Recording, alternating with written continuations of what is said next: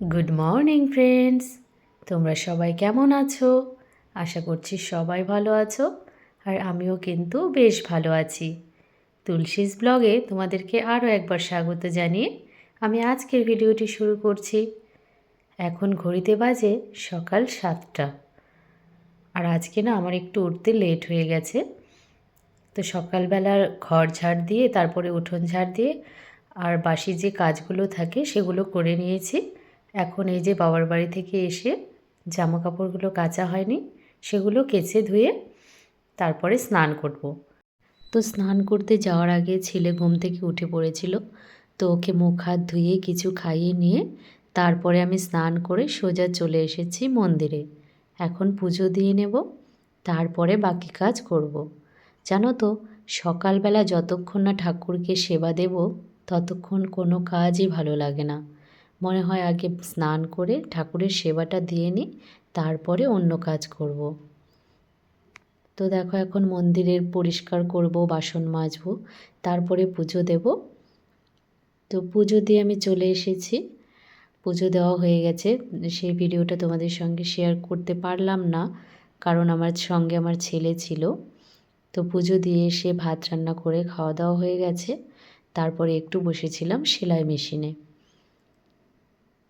তো আমি তো সেলাই কাজ করি, তোমরা হয়তো অনেকেই জানো যারা এর আগের ব্লগগুলো দেখেছো আমার। এর আগে আমি দিয়েছি যে আমি সেলাই কাজ করি, সেগুলো তোমরা অনেকেই জানো, আবার অনেকে যারা আমার নতুন সাবস্ক্রাইবার আছো তারা তো জানো না। আর রোজ দিন না সেলাই মেশিনে তেমন বসা হয় না, কারণ ছেলে খুবই ঝামেলা করে, ও অনেকটাই ছোট এখনও, সেই জন্য রোজ দিন বসা হয় না। তবে ও যেদিন একটু খেলাধুলো করে আর কি, শান্তভাবে থাকে, সেদিনই বসা হয়।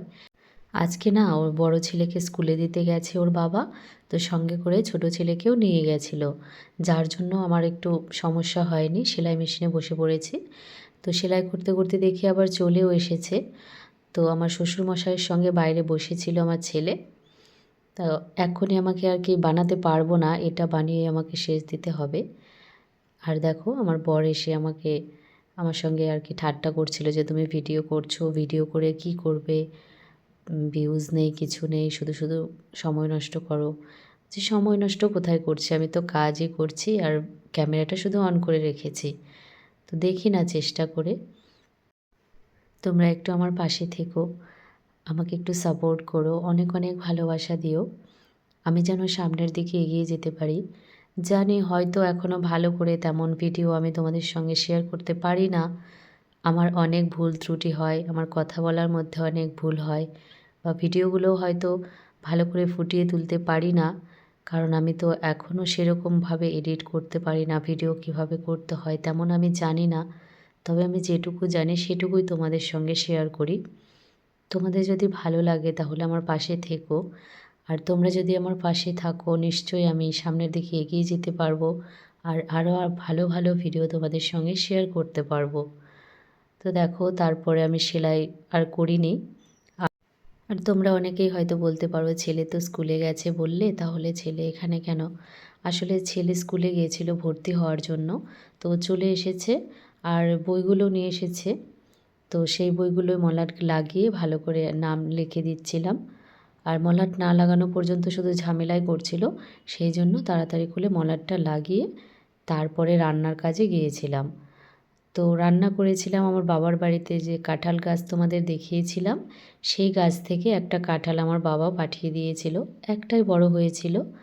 তো সেই কাঁঠালটার অর্ধেকটাই রান্না করেছিলাম, আর সেটাই আমাদের বেশি, কেউ খেতে চায় না কাঁঠাল তেমন। তো দুপুরে রান্না খাওয়া দাওয়া হয়ে গেছে। তারপরে দেখো বিকেলবেলা ছেলে বায়না ধরেছে পাটিসাপটা পিঠে খাবে, আর শীত যেহেতু পড়ে গেছে আর শেষের দিকেও চলে আসলো, তো সেই জন্য ভাবলাম যে পিঠে একটু করাই যায়, আর ছেলে যখন বায়না করছে, তো পাটিসাপটা পিঠে বানানো হচ্ছে আজকে।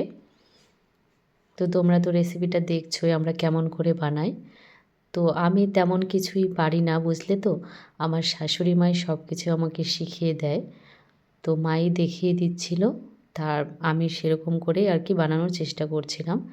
তবে মাকে বললাম যে তুমি ভালো করে আমার আর কি গোলাটা গুলে দাও, তারপরে আমি সবটা করে নিচ্ছি আস্তে আস্তে করে। তো মাই সব কিছু করে দিচ্ছে। এদিকে দেখো নারকেলটা ভালো করে মিক্সিতে মিক্স করে নিলাম, এরকম করে নিলে ভালো হয়। তারপরে চিনিটাও একটু মিক্সিতে ঘুরিয়ে নেব।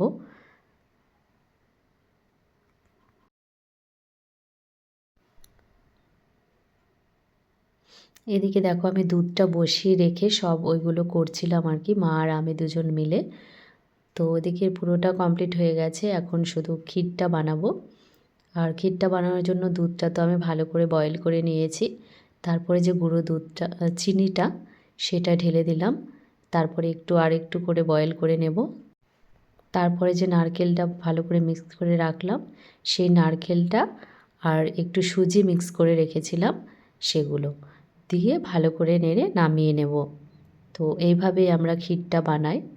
তো তোমরা কে কীরকম করে বানাও আমাকে একটু জানিও কমেন্ট করে। আর পিঠে তেমন আমি বানাতে পারি না বললাম, আমার শাশুড়ি মা যেটুকু আমাকে শিখিয়েছে সেটুকুই চেষ্টা করি। তবে মা যেহেতু আছে সেহেতু মাকে দিয়েই আমি করাই, নিজে তেমন করি না। আমি যদিও বা করি তাহলে মা পাশেই থাকে। এই যে দেখো ক্ষীরটা এখন মনে হচ্ছে একটু পাতলা পাতলা আছে, কিন্তু যখন ঠান্ডা হয়ে যাবে এটা অনেকটা আর কি শক্ত হয়ে যাবে। আর আমার কথা বলায় যদি কোনো ভুল হয়ে থাকে প্লিজ তোমরা আমাকে বলো, আর একটু মানিয়ে নেওয়ার চেষ্টা করো। এদিকে দেখো ক্ষীরটা এখন আমি নামিয়ে নিচ্ছি।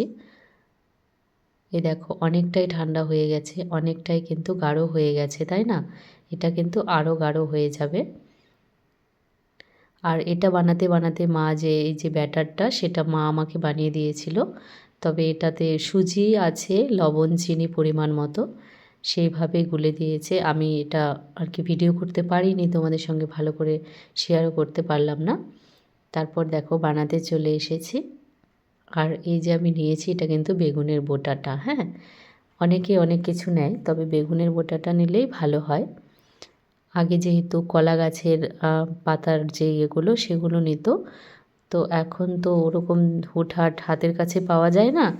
তো বেগুনের বোটাটা দিয়েই কাজ চালানো যায় যেহেতু, সেহেতু বেগুনের বোটাটাই কিন্তু অনেকে ইউজ করি আমরা, তাই না?